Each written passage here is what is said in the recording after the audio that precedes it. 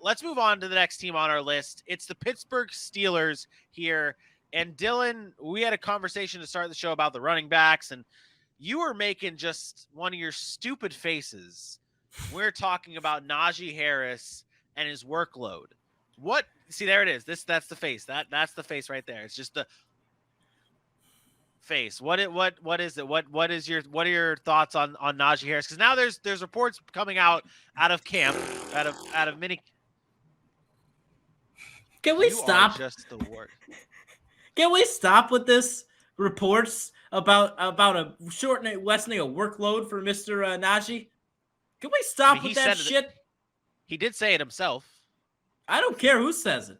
Mike Tomlin does not give a damn about no running back by committee, lessening no workload. He doesn't give a shit. This dude had D'Angelo Williams behind Le'Veon Bell, and he still, when Williams was kicking ass, when Bell was coming off his suspension, said, all right, next, boom, Bell gets 30 carries. James Conner, go be that horse. He goes down, well, shit, now we're screwed. He is not a guy that mixes running backs very often. He's a bell cow type of guy. He has his bell cow back. That's why they drafted him in the first round. I'm not buying it. Mike Tomlin has never been a head coach that goes to different running backs throughout the course of the game. Maybe you'll see a Samuels from time to time on third down. That's what they did a few times. But all I'm saying is this is a 3-down back. It's a workhorse. That's why you drafted him. And that's my take here. I think Najee Harris will not get a lessened workload. Okay, first of all, you need to stop. Stop what? You need to stop. Stop nobody what? said that. Nobody mentioned Najee Harris not being a 3-down back. And just because you're a 3-down back doesn't mean you can't have your workload lessened. We've seen this from guys like Ezekiel Elliott. 2 years into his career. Yeah, he's very, very down now. Stop. Listen, 2 years into his career, what did they start doing? They started running a 2 series with Zeke, a series with Pollard. 2 series with Zeke, a series with Pollard. Saying that you're going to lessen a workload does not mean that he's not going to get touches. Najee Harris touched the ball almost 400 times last year. Unsustainable in the NFL. It's not going to happen. So if you think Najee Harris is going to get 400 touches again, you're crazy. Now he might be more efficient this year. You want to go deeper on the fact that guys with 370 plus touches don't last? Over the past decade, these running backs had over 370 plus touches, and that is not a good number of injuries right there. Derrick Henry, the most recent one, Christian McCaffrey, David Johnson, Lev Bell, who you were talking about, Arian Foster. These guys are getting injured after carrying that much workload into the following season. So if Pittsburgh's smart enough, they won't be running Najee Harris that much. They're not. The fact of the matter, they're not. He's not touching the ball 400 times 2 years in a row. You brought up the list there, which you should have did. I mean, not what you should have did, or Vinny, but the 2 guys that were healthy, Zeke and I believe DeMarco Murray on that list. How many touches did they get the following year? Well, did they get almost 400? That was the other thing I was going to mention as well, and I just wasn't sure. They're like, it's one thing to say that you're going to regress, because obviously if you have that much workload, you're gonna regress. It is not sustainable. But when you look back at that list of players there, Zeke was the only one to be able to have a campaign from 2018 to 2019 where he didn't actually regress. But all those other players the following year regressed massively, whether it was 1,000 going from 1,500 yards to 7. DeMarco Murray went from 1,500 yards to 700 yards. Adrian Peterson is the only guy that didn't have like a massive regression, because that was the year he went for 2,000 yards and then he went to 1,200 yards.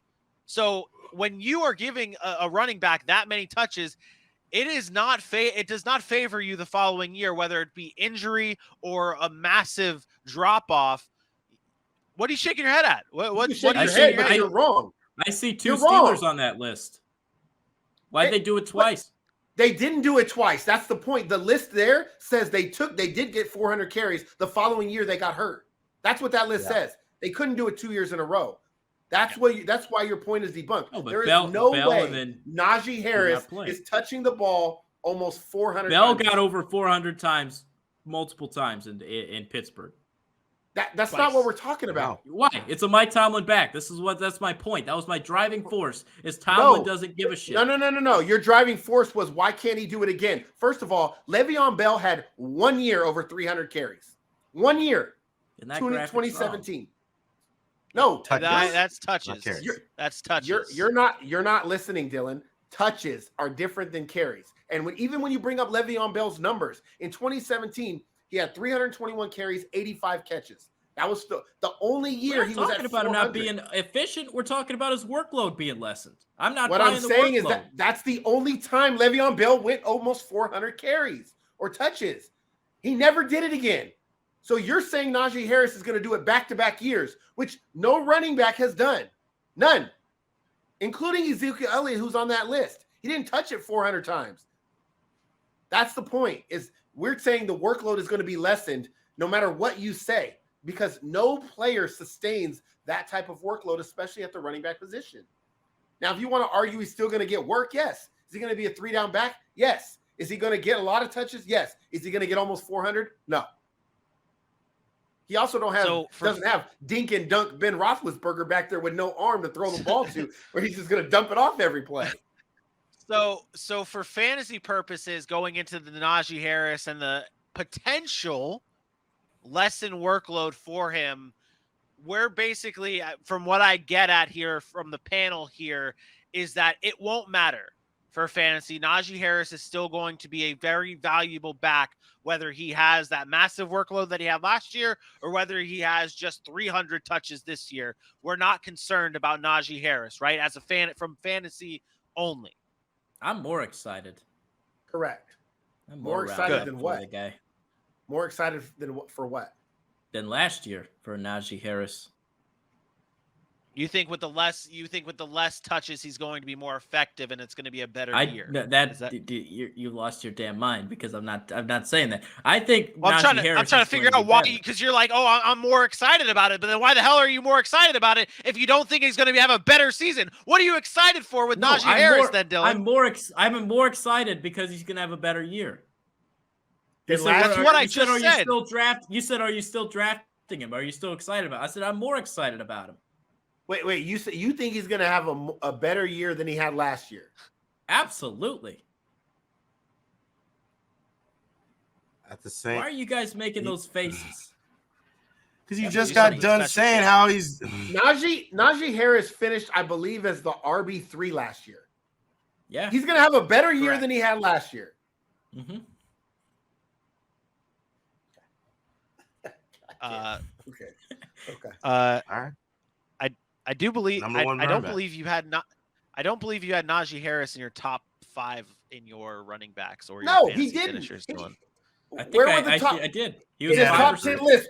Wait, in his top 10 list, was he in the top 5? Because if he wasn't in the top 5, you should be slapped. Dylan's top 10, Najee Harris was number 5. So that is not a better year.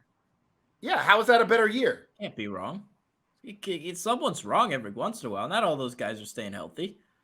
No. You ranked him as 5, and then you say now that he's going to have a better year than he had last year, when nothing's happened yet. So how is that even possible? I think, or are you just making shit up? I'm not making shit up. CMC, Jonathan Taylor, Nick Chubb, Derrick Henry, Najee Harris is your top 5. Either way. I don't like it. Either way, but he was running back 3 last year. He was RB3 last year. Like, how do you say all of a sudden that he's just going to have a better year?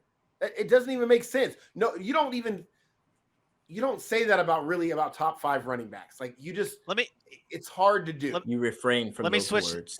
Let me switch this question up here, and I know I'm going to go to Aaron next on this quarterback talk and Diontae Johnson. But AJ, I posed the question to you about in the Bengals about their offensive line improvements affecting Joe Burrow or Joe Mixon.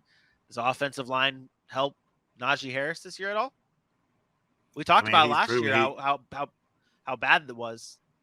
I mean, we've proven he can do it with or without. I mean, back from his days in Alabama, to an extent. I mean, anytime you have an improved offensive line, I'm not saying they didn't have a good line, but we spoke about the way he ran without block and how he gets out of things, gets out of tight spots and whatnot. But I mean, it goes without saying, anytime you have an improved offensive line, you're due to to run a little bit better.